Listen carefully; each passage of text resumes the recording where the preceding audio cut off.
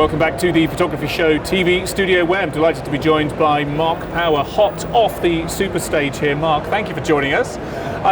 What were you just sharing with our audience in your super stage talk? Two projects, one which goes back to the mid-90s called The Shipping Forecast, and another which is my current work, Good Morning America, which is a 12-year project set in the States. So I've done many other things in between, but those two projects, even though they appear to be so different, do have similarities in conceptual framework, so that's why it seemed relevant. The Shipping Forecast is a peculiarly British thing that for many of us, and we were chatting just before the camera rolled about how evocative the Shipping Forecast is, how much of an institution it is, yet I'm sure only about 1% of the people that listen to it take something practical away from it. For the rest of us, it's poetry and whatever else it means. This was 25 years ago it was published, almost 30 years ago since you started the work. You've been on quite a journey professionally since then. Obviously the Magnum things happened and lots of other projects. And you've done your research. I have. So, if you were commissioned to do the Shipping Forecast now, and obviously this couldn't happen because it was 25 years ago, but how would you approach that differently now? How would your images change as a result of how your professional path has taken you? For a start, I doubt if anybody would commission it because it's just too much of an undertaking. The original project was not commissioned in any way, it was just something I did. I never really thought about that because for me that's a project which has been done, finished, it's away, it's published. I'm going to republish it as an expanded edition, but that's another thing. Oh, okay. I mean, my own photographic language has developed. I think it's much more sophisticated now. So I would make different kinds of pictures. They'd probably be quieter, but it would be very different. I'm not sure it would be so successful. Successful not only in numbers of books that were sold, but just the way that I think it was the right approach at the time. It was the work of a younger photographer, more energetic photographer. I think there's a lot of so more so-called decisive moments, which I'm not interested in at all now. Yeah, okay. So now I make pictures about moments between moments, if you like, more about the sort of mundanity of real life.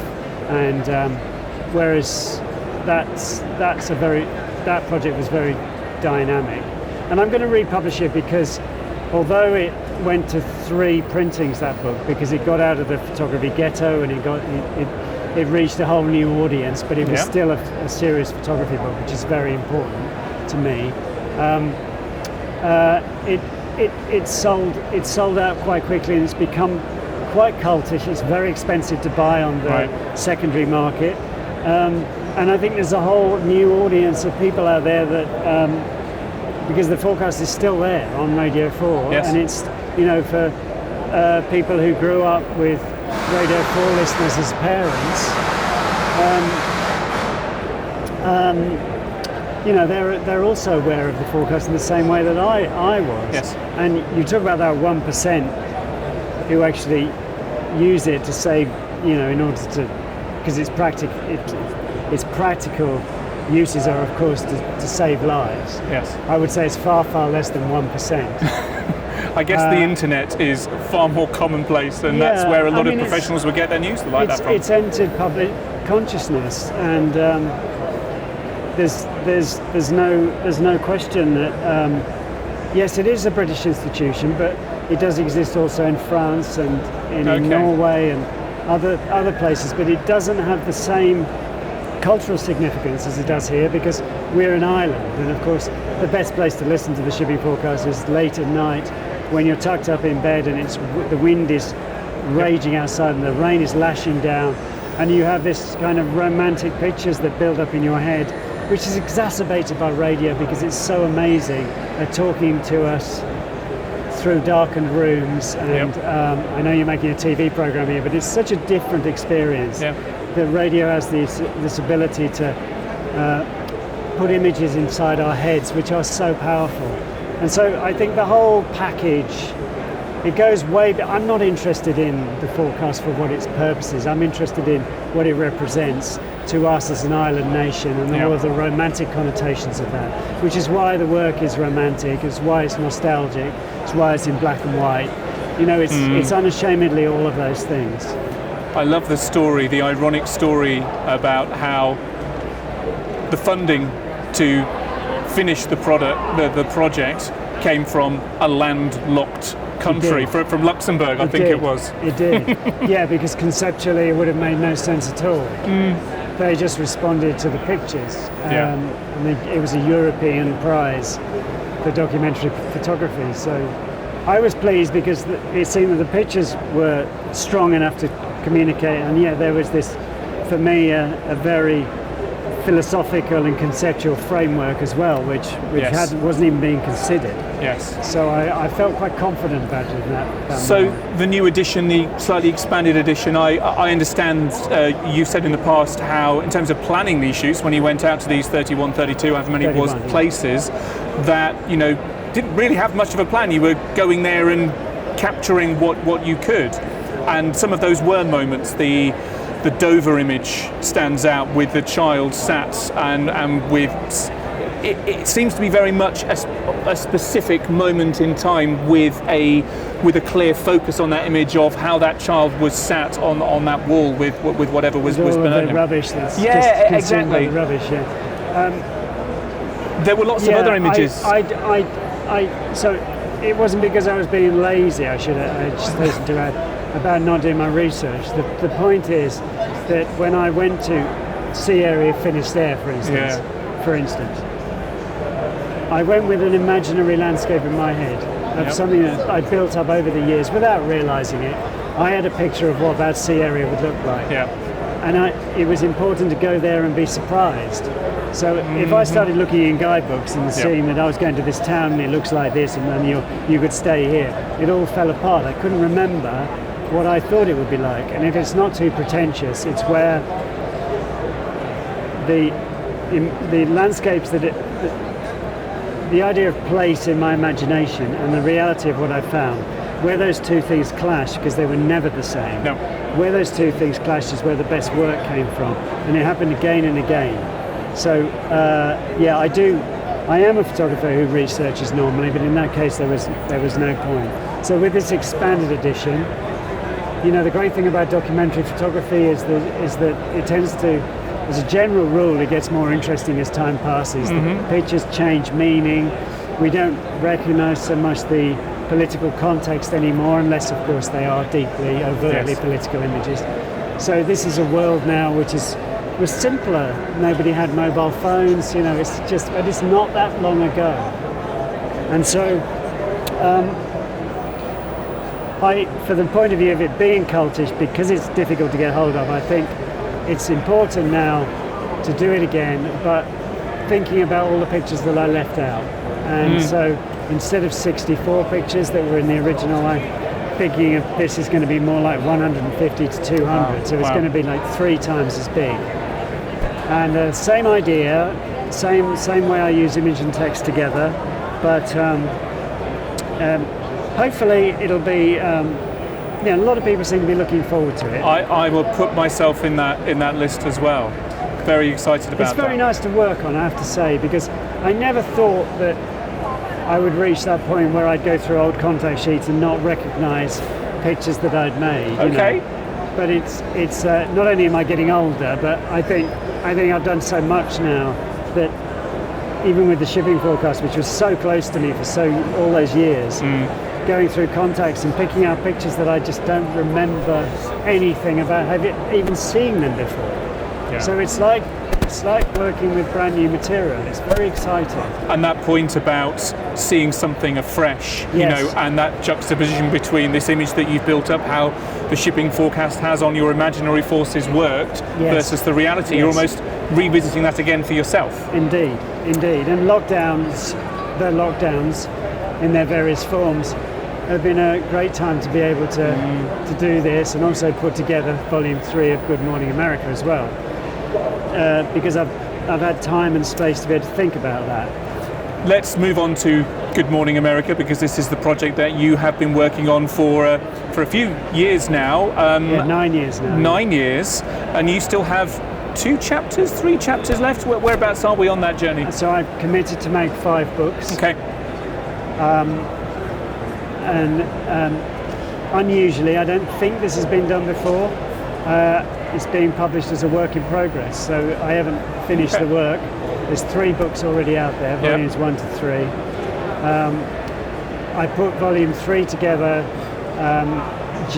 having just left America early February 2020, when they had a dozen COVID cases there. Right. We had 9 here. Yep. So nobody was taking it that seriously, although it was the lead item on CNN the day I left. So there was something going on. Yeah. But nobody could have foreseen what would happen. So I left America thinking I'd be going back quite soon afterwards, then of course it became impossible. So I wanted to put volume 3 together anyway, with the pictures that I'd made over the trips that I'd done since volume 2, but also all the work going back to 2012 that I hadn't used before, hadn't used already. But I was aware that COVID was happening. Black Lives Matter had risen to prominence, and all of the right-wing reaction to that. And then when I was putting the book together, Joe Biden wasn't even a presidential candidate then. So we were,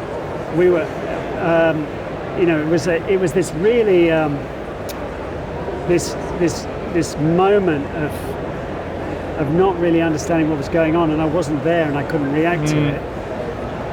But so I started to look at the pictures that I did have, and inevitably you look at them in a different way. A bleak, empty landscape suddenly takes on a new meaning in the light of what is about to happen. It looks a bit like a stage set waiting for the actors to emerge. The calm before the storm, the calm before the storm. And so I didn't have any choice but I talked to the publisher a lot about this. Should we just delay and wait for me to go back? And he said to me, no, you should do volume 3. It's ready to go. You should allude to it in your short text at the back, but let's do an edit which, is a nod to what's going on there now. Yeah. If you look at the book and you look at the date that it was published, and if you don't read my text at the back, questions would be asked about, so where are the pictures of all of these important things that have been going on? But, it's needs must. I couldn't do anything about it. But similar to the shipping forecast, correct me if I'm wrong, but the way that I take Good Morning America, the work, is comparing this image that again had been built up in our minds, particularly through your childhood and our childhoods, and then comparing that with the reality. But a lot of your pictures show this element of decay, as though this is the same building there, but by the swimming pool, in the caravan park, for example. It's like that's almost been untouched since your childhood, my childhood. Yes. And that you're seeing that leap between the perception and the reality, but also that journey between the two at the same time, which I find fascinating. Absolutely, but the project is multifaceted and it is deeply political, and I can't ignore the fact that these things have happened. But I'm not a photographer that would try and get into hospitals. I'm not a photographer that would photograph a Black Lives Matter demonstration, or even the repercussions of what happens afterwards. I'm not interested in doing those kind of very overt, photojournalistic pictures. So maybe the kind of pictures I would have made had I been there would have been very similar anyway to what I'd already done. But in my heart I feel But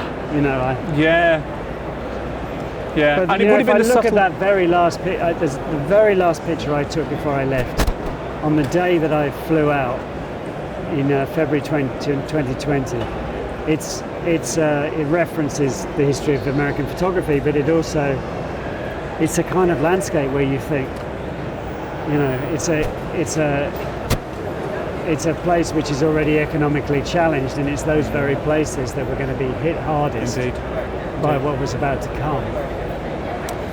Well, Mark, thank you very much for chatting us through the journey of your journeys around the British Isles and over to the United States. Good luck with your fourth, wherever Good Morning America takes you next as you finish off that project. When that might be. Listen, I'm joining that queue of people who are really excited to see what the shipping forecast has for us next. But for now, thank you very much, Mark. Thanks very much.